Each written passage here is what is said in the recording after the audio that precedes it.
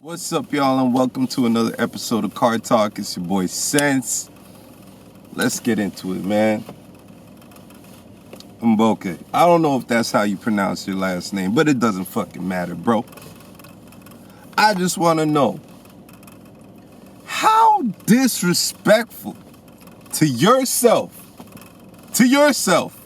not even to Shorty, not even to the Queen, because it's super disrespectful to yourself to be shaped like a whole fucking watermelon and cheat on Nia Long. Nigga, is you stupid? You not even making enough money to cheat on Nia Long, bro. The fuck is wrong with you? Ain't this nigga a college basketball coach or some shit? Nigga, you not even an NBA coach. See the light going out and everything. This shit crazy.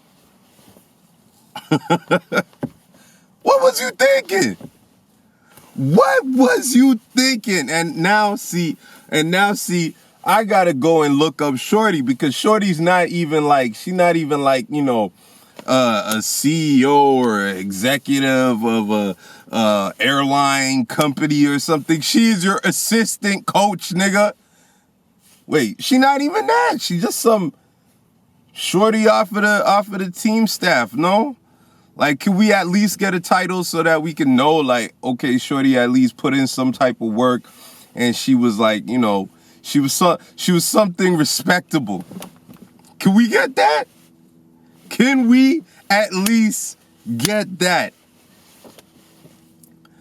You bad built bitch. The fuck is wrong with you? What? Nia Long, nigga? That bitch gonna be fine until she's 72, bro. Probably far beyond. And I apologize for using the term bitch to describe Miss Nia Long. You know what I'm saying? What is wrong with you? Hey, look. My fellow man, we gotta understand something, bro. Everything ain't worth it. And a matter of fact, nothing is worth it.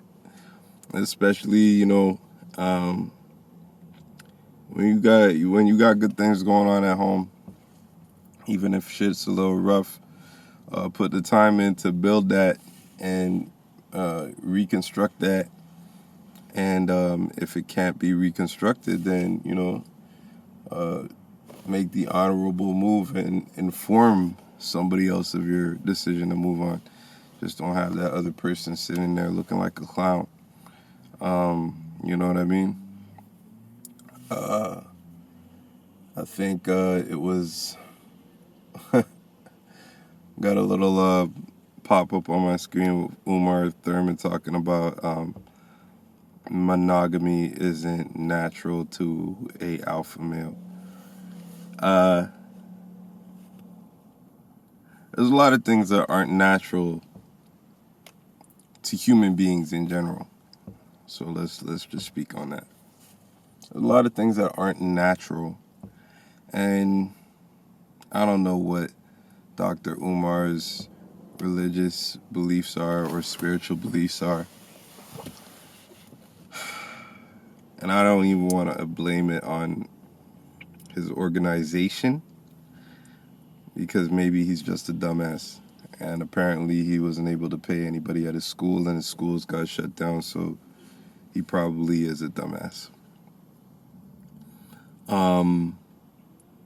But I think one of the main forming principles of religion and even spirituality is to understand that that's part of your evolution. That we're not put here to just follow our most base instincts and urges that would make us animals. That's what animals do. What separates us from animals is that we have instincts, and I say, ooh, I want to punch you in your face. But that would be wrong, and I stop. Or, you say, ooh, I want to slap the shit out of you, but you don't because you care about that person. You know what I'm saying? Or you know it's wrong. Oh, I want to steal this shit right now, but that would be wrong, or I will go to jail, or whatever the fuck. The whole point is, as human beings, we have animal instincts and animal urges.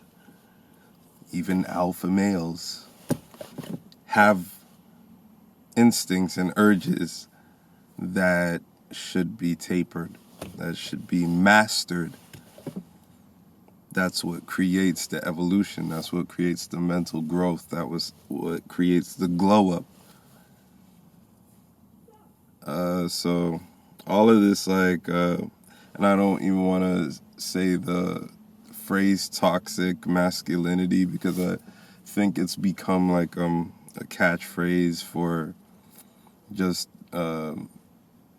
making anything masculine negative. And I don't believe in that either. I believe a man should be a man, and I believe that, you know, we are entitled to our ways as women are entitled to theirs. You know what I mean? There's just some things that are always going to be. Like, we're always going to be a little less emotionally demonstrative than women. And I feel like that should be the case. That doesn't mean that you have less emotions. That doesn't mean that you are less emotionally available. It means that you are aware of your emotions, but you're more able to use logic to control your behavior while dealing with your emotions. That should still be the case, because we are, and working on my language here so that all my feminists don't get offended, but we are, whether people like it or not, we are the leaders of the household, right?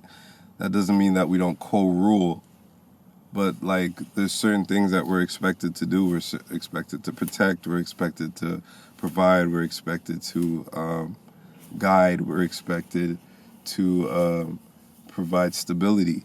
And you can't do those things if every time the wind blows you get in your feelings, right? But females are allowed to do that because they're caregivers. They take care of the kids, they take care of the house, they take care of their man. And I feel like naturally that's why we're built differently. If you're offended, you're offended. But I feel like naturally we're built differently because we're supposed to do different things. I don't believe in not having gender roles. I believe that whatever you decide your gender role should be is what it should be. I don't believe that you should be forced into a box. Like, if you don't want to be a housewife and you don't want to have kids and you don't ever want to, like, that's cool. Like, there's some women who just, that's not their thing. You know what I mean? And that's your gender role. You know what I mean? If you end up in a relationship with a man who understands those things, and you guys formulate your relationship around how you are as a woman, that's your gender role, whatever. But I do believe that naturally, in most circumstances, a woman will be more emotive because of her natural design in this world, to take care of and nurture the people around her. I mean, so just to go off on a tangent, I kind of just realized that nurturing, you see the issue, this, like, my mind does this sometimes. But I'm realizing that nurturing has gotten a bad rap by females in feminism and this anti-gender role thing, when it shouldn't. Why is being a nurturer or being a carer or being a home builder, why is that considered a lesser role than going out and getting a job and bringing money back or protecting or whatever? Why is that considered less than? Why is it, so you think we could only do that? Why? Oh, so you think we're just? No. Like, who the fuck would do that if you weren't doing it? And what would happen to our lives? What would happen to society if somebody wasn't doing that? You're important. Those roles are important. If you don't want them, it's okay to reject them and become a protector. You know, get a bitch-ass nigga who stays in bed when the door creaks downstairs. You pick up your gun and go downstairs and make sure everybody in the house is good. If that's what you want to do it. That's cool. But don't reject these roles and say that they're weak and they're less than and that they're underneath what the male roles are. Males are obviously, some males are obviously going to consider their roles more important because that's their role. And unfortunately, we currently have an unfair grip on the power of the world. You know what I'm saying? But if females had an equal grip on the power of the world, would those roles still be considered less than? I mean, sorry, my mind just went off on a tangent. I don't even think that it's like, you know, I just think,